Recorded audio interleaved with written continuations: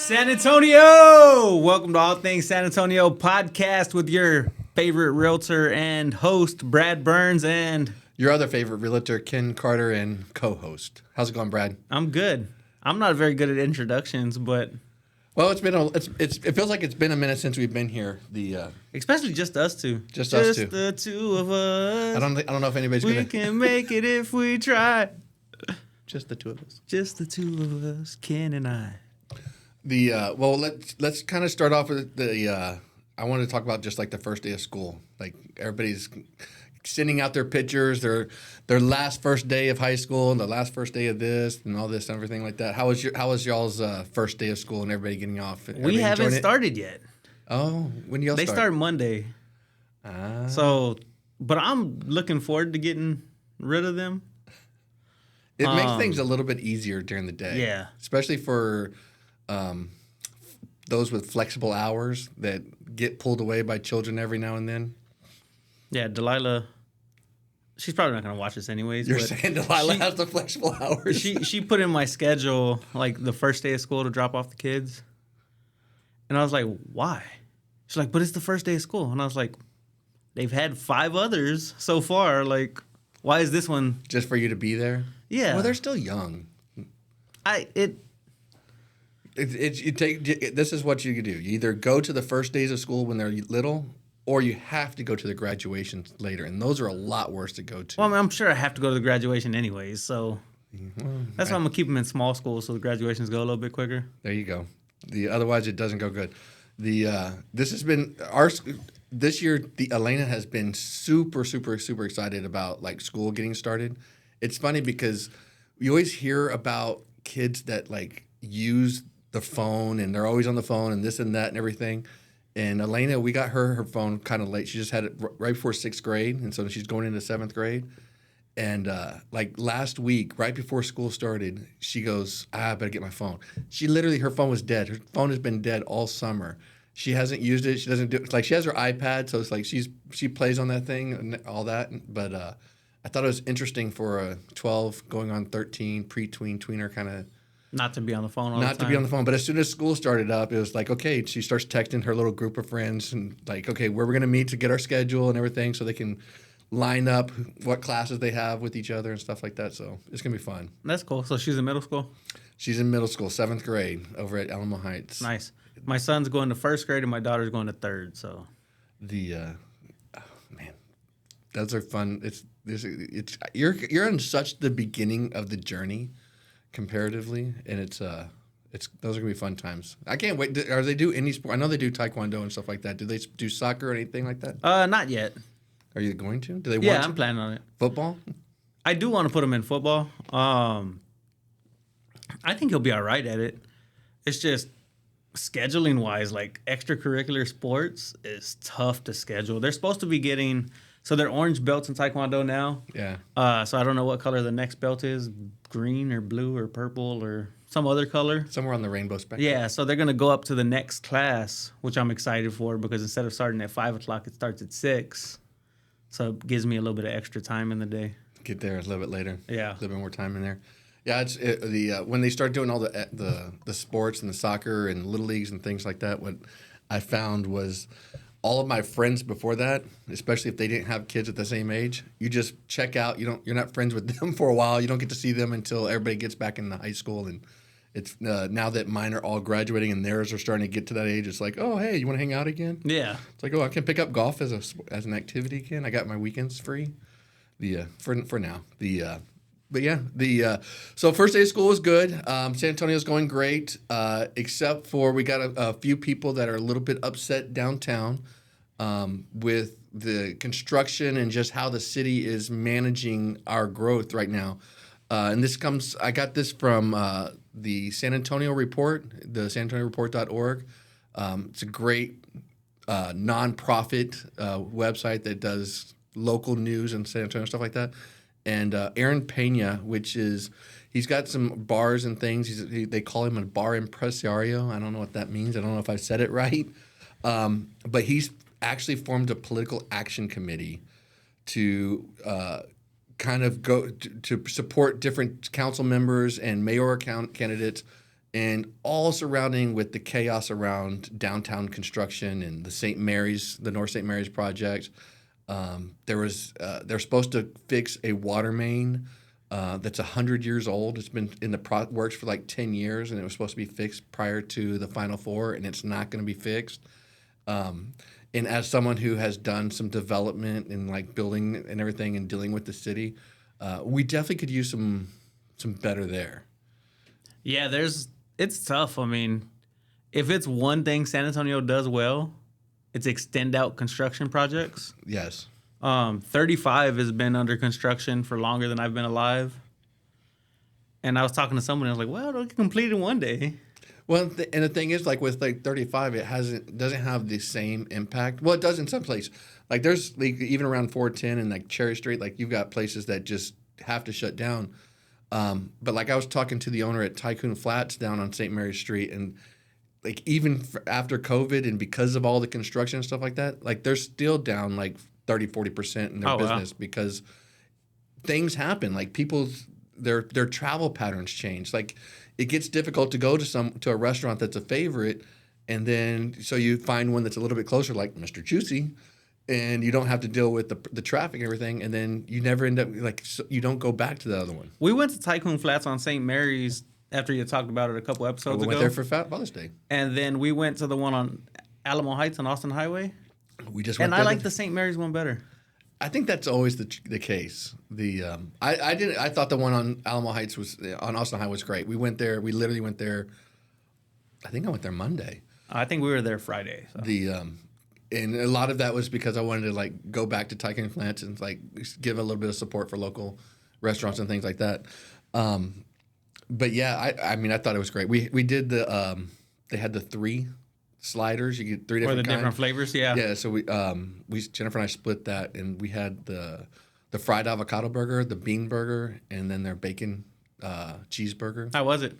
They were great. Good. They're good burgers. Like they are not Mr. Juicy. They're not spectacular, but like it's a great. No, they're good burgers though. Yeah, they're really good burgers. They're thin. They got lots of flavor. I mean, there's a restaurant here. I don't want to call them out, but like a new burger place that it's promoting that it's a thicker, bigger burger instead of like and I'm like, man, nobody wants to go there. New burger place. I'm not going to talk. I'll tell you about the name of it after. I don't want to throw shade. But they're a new place, so somebody can come try them out. Some people like thicker burgers. You don't, but some people do. It's called Cuarto Kilo. Okay. I think in Spanish means quarter. It's like like quarter kilo. Oh, I think I've seen that one. Yeah, but it's like a thicker burger, and it's like that's not my style. Yeah, some people like thicker burgers. They don't like the crust on the thinner patties.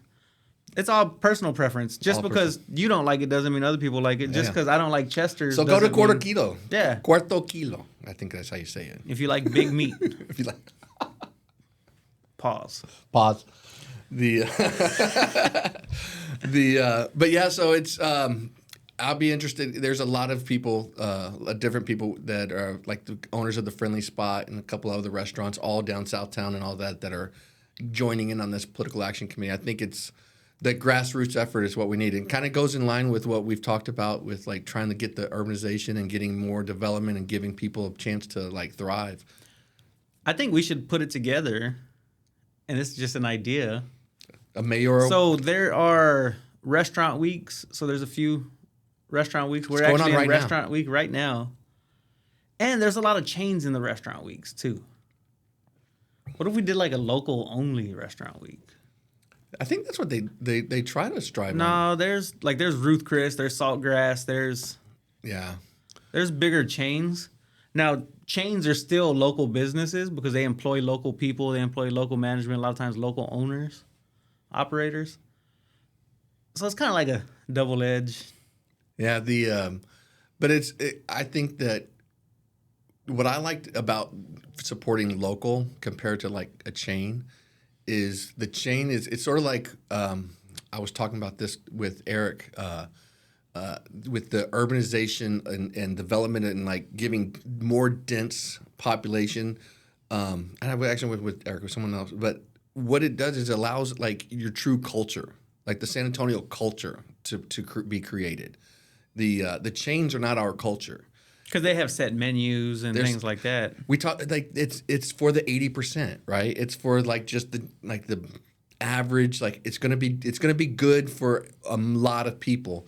And like those chains, it's like you're gonna find it in DC or Philadelphia or West Coast, and see, like you get the same thing. You get the same stores and same things, and that's not San Antonio. That's America, which is great. We're a melting pot, and that's kind of like the binding of us all.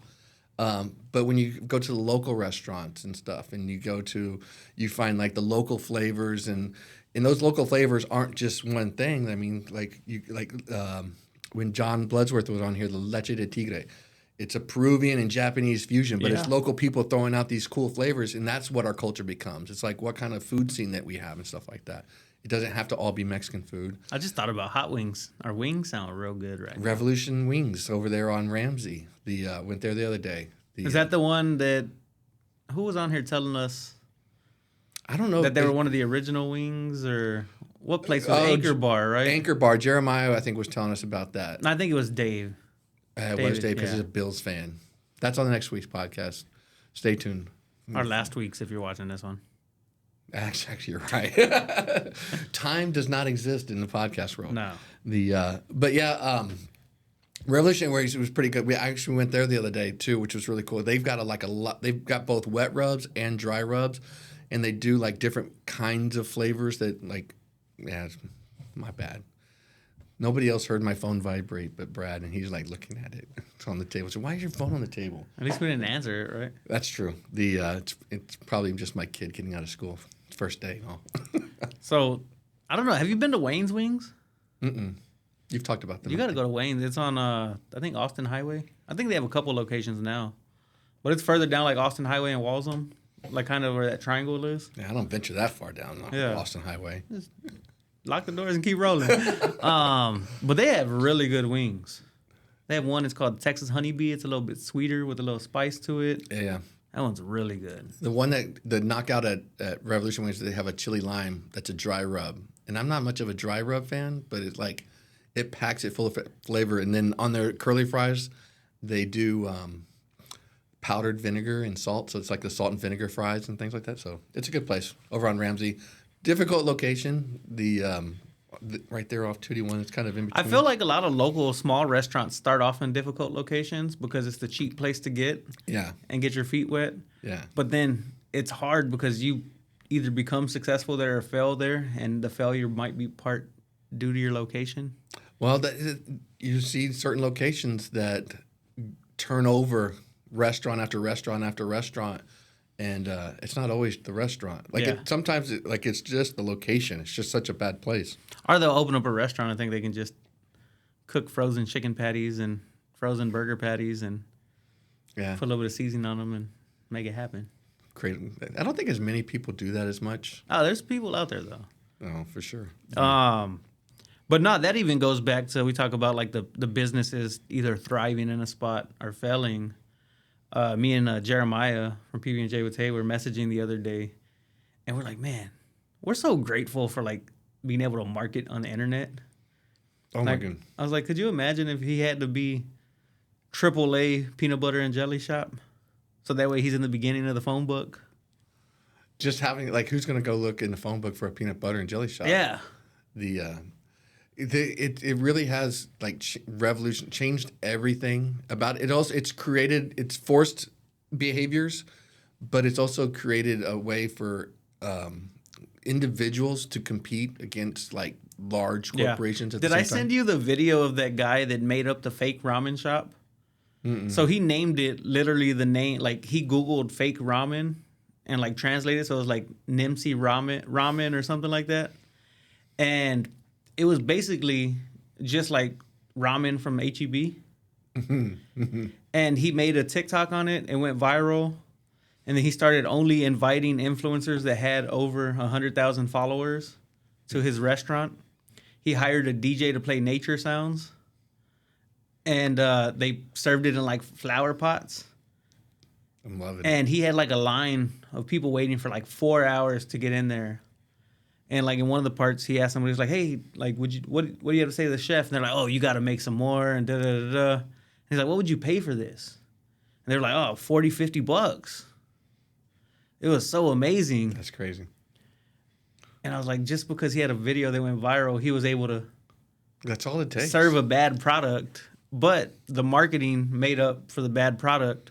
But is it a bad product? I mean, I've had like the ramen, top ramen, all this stuff. It tastes great, and It's not bad. I mean, I like ramen. The thing that makes like ramen at like a nice ramen place different. the add-ins. It's the vegetables and everything like that. Like I don't want to be the naysayer, but like the broth and everything, you put enough seasoning in any water, like, and you got a broth. Yeah, I prefer the store-bought 25-cent, 10-cent ramen Or over the cheap. other ones. Not just being cheap. I some of those flavors in the broths are just kind of too far out there for me. I'll eat like a HEB ramen all day long. Oh yeah, But I also enjoy. the fancy ones. Yeah, when you start putting like the pickled mushrooms in there and things Or like the that. egg and Gotta have the fermented egg and it's you know, good stuff. Desiree from the office said she had I forgot what it's called, but where they eat the duck egg that has the duck in it. She's had that. Yeah, she said she found a place that sold them on like Bandera Road, so she went and got one. I can't. She said it wasn't that good. I couldn't imagine. I wouldn't imagine, but I'm gonna say a hatched egg. well, it's not hatched yet. So Desiree, if you're it's seeing this, you are disgusting. Like, but no, like. No, she is. Well, for sure. But like eating it, like say you're going to Korea or something like that, and they have it, but like to get it off Bandera Road, that's the part that's like I don't know about that one. But I think it was like some little marketplace she was saying. Like I it's, get it. I don't trust it. That's gross. I mean, it's in a sealed egg. Hopefully. But how do they kill the baby duck that's in there growing, or does they just eat it and it's still? If you don't eat it soon enough, do you end up with a duck in your fridge, or what happens? It's fermented, like I'm sure they Kill it beforehand. Maybe? I guess I don't know. Could you imagine that? Like, you didn't eat your egg soon enough, so now you have a duck in your fridge. Well, that's why you got to be careful, like where you get your eggs. So, like, I love eggs, and we were buying fresh eggs down the road. Had little signs out in the country or whatever, and $4 a dozen. They have them. Just drop your money there and take them and stuff like that. And they're always better. They're usually better, right? Because you get a nice orange Dark yolk yeah. and everything. Everything's all good until you start getting some that had been fertilized and everything, and then it's just a pile of brown grossness. So we don't buy our eggs from that guy anymore. You got to keep the roosters out of here, sir. That's the thing. You don't have. Yeah, I mean, I used to have backyard. I had backyard chickens for a while, and I loved it. I loved the chickens are the best. They truly are little dinosaurs. Like they will eat anything. Anthony has a chicken. Anthony White. Oh really? Yeah. Just one? You can Yeah, have one. and that's like his pet. Like he has a cage inside for it. Like comes inside and sleeps and stuff. So he had a picture with it, and we had a little birthday party. So I got the picture and I like took off the background and I put a glamour shot background, and so I got it printed out and like put it in a frame and stuff. That's nice. Sweet. Yeah. I like. You can't have a rooster though. If you're gonna have chickens and everything, and you're gonna get them for the eggs, like just leave the rooster somewhere else. Yeah, you got a cock block. Gotta be a cock block. Yeah, you got to block that cock. Get it out of here. Literally, figuratively, and literally. Yeah. But anyway, speaking of cock blocking, not really. It's a wrong segue, but I found it interesting that going back to San Antonio and the restaurants and stuff that the San Antonio Tourism Group they paid $270,000 to include San Antonio into the Michelin Guide. Yeah. Michelin star, like it's 1 star means that you like if you're there, you should get there. 2 stars, you should maybe take off the beaten path, and 3 stars, it's like you gotta fly just to have that restaurant. But we've got a group that's paying $270,000 just to get into the book, right? And so I've read Dallas is doing it, Houston doing it, Austin doing it. It's like Texas is finally doing it or something, like all the groups at the same time. I don't think the Michelin Guide has any warrant like standing anymore. Like if you have to pay to get in there, Well, it's like most things. You pay to get into Forbes. You pay to get into these different magazines. Like it's all somebody paid to get in there. JD Power and Associates, Yeah. drivetrain award of the century. And, you know, I think other cities might be a little bit further advanced in the culinary scene than some of them. I think we're catching up. We have the Culinary Institute of America. We Yeah. have a literal school that trains chefs. But there's here in San Antonio. I mean, there's probably more options in some of the bigger cities. True. Some of the higher dollar earners that are able to spend a little bit more for dinner and whatnot. But, you know, when we were in Houston, we went to both Chama, like... Chain. Yeah, it's chain. But the one here is really good. The one in Houston wasn't crazy about. Yeah. And then we went to Fogo. Y'all love those places. And Fogo, I wouldn't go back. Yeah, that's what you're saying. Yeah, it was... I was a little upset paying the bill because I was like, I didn't like anything here. Yeah. And I still had to pay the bill. That's the thing about those places. And I'm not a complainer, so... You know, and that's funny that you say that because, like, I ordered something the other day that had pimento cheese in it. And, like, I had some pimento cheese and thought it was good and everything. But this one had a lot of mayonnaise. Didn't even realize pimento cheese had mayonnaise in it. And, like, I just didn't eat it. And it's like, they're like, afterwards, they're like, can we get you something else? Like, no. I mean, that's what I ordered. I didn't like, I shot my shot. Yeah, I made the mistake. I made the mistake. Yeah. I'm sure other people love it and think it's great, but I couldn't handle that. I can't complain, especially if they're doing everything that they're supposed to do and it came out right. Mm-hmm. Just because you don't like something, like it's Like, when we went to Tycoon Flats, and I just took it off, but I like grilled onions on my burger. But I think when they put too much of the onion reduction sauce, like there's the thing, it's called onion reduction sauce that they grill the onions in, and it was just too thick, and I just couldn't. So I had to like scrape it off, but I mean it was that's still the good. stuff. Yeah. That's the good stuff. No, it was just too much of it. Like, So the if you were to name one of our restaurants that should go into like the Michelin guide. man, I'll tell you, I don't They're know. all I in the don't, same area, right? That's the problem. And that's one of the things that the Yeah. article talks about is if this coming out, is this just going to drive more people to the Pearl area? Because it's going to be places like Hotel Emma or it's going to be like Battalion, Yeah. the Italian restaurant there on South we Island. really don't go to too many of the super fancy. Oh, I love those. I mean, they're cool, but They're right. Like the Karakaraki, like yeah, no, that places- one was good. Like we went to that one. See, I like- don't know if that's on the level to get like Michelin star, but it was really good. I'm trying to think what restaurant. When I think Michelin star, I'm thinking like Master Chef type dishes, and I'm like, man, I don't even know if I'll eat half that stuff. But it's not only that. There's a place in Thailand that just got on the Michelin star, and it's literally like a fried banana. It's like it's like the most simple food ever, but they just do it like at a high level. I don't know. It's like might as well be a churro. Yeah, Like I mean, there's always the second most fun between two buns, but what the. Mr. Juicy, you know, on the side of the building. I mean, But see, like that could be something like that. Like it's I don't know if it. I don't know if they're just extremely like fancy places that do that or not, but See, that's the thing. It can be a more humble place if it's just like ridiculously good, like a good pizza place. Like I don't know, some good places. Places like Mon Chow Chow. I don't know. is that a chain or? It's it's the Pearl and or places like the Cured at Yeah. the Pearl. Like I can see like them being on it because like they're curing their own meats. They're doing all of this. We'll see. I'll be interested to see which ones. It'll be my first opportunity to go to a Michelin star restaurant. But I feel like at the end of the day, you don't need all those things anymore. You have social media that can take your business.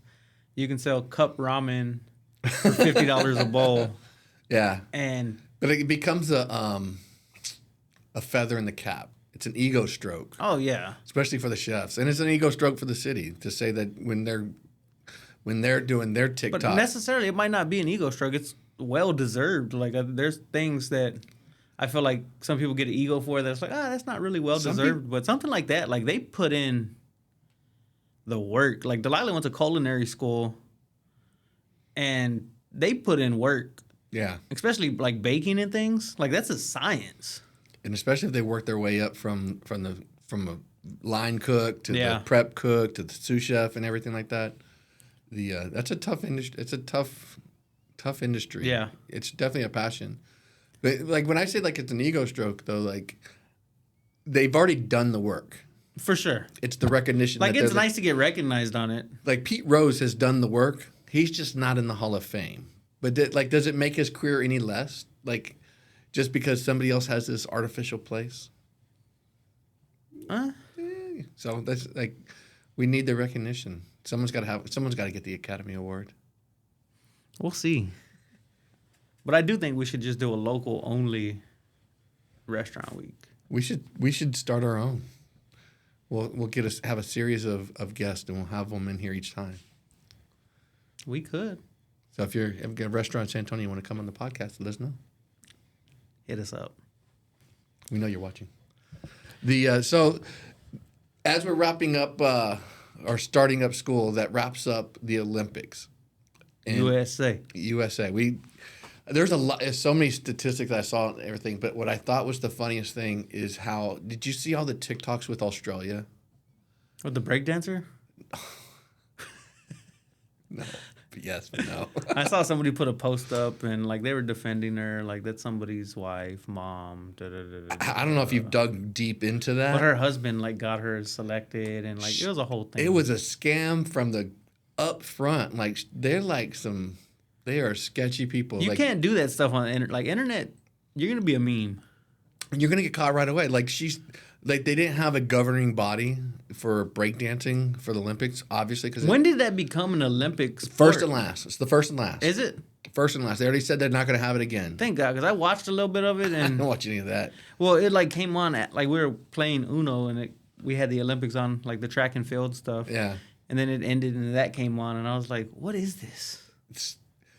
It kind of, to me, it highlights the stupidity of the Olympics and like all of everything, because they created their own the breakdancing like board or whatever. She put her husband on it. She was on it. Her friends were. They were like telling kids that were really good breakdancers from underprivileged areas, "Oh, you can't come. We control this." And then they send this girl. But anyways, so the little T-Rex arms.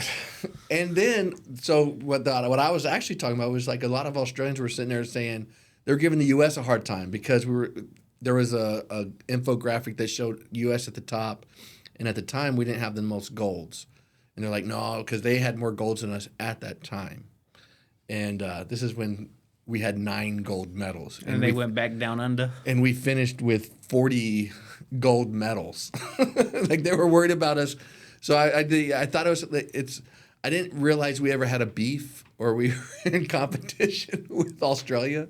I think maybe they knew something more than us. But what I thought was great was that if just UT Austin, Olympic athletes that went to UT Austin would have tied for 14th place in gold medals. They had 16. Which is I think the same as France. Australia only had 18. Like UT almost beat Australia in gold medals. 2 best things out of Australia. Crocodile Dundee. Steve Irwin. And they're both dead? I don't even know about Crocodile Dundee, but Steve Irwin and Finding Nemo. Finding Nemo's from Australia? Yeah, like, was it 1, 2, 3? Wallaby Way, Cindy, Australia? I don't know. I didn't know that. Yeah. I don't know. I might have the numbers wrong, but it's Wallaby Way, Cindy, Australia. My kids are much older than that. All those shows I watched like one time.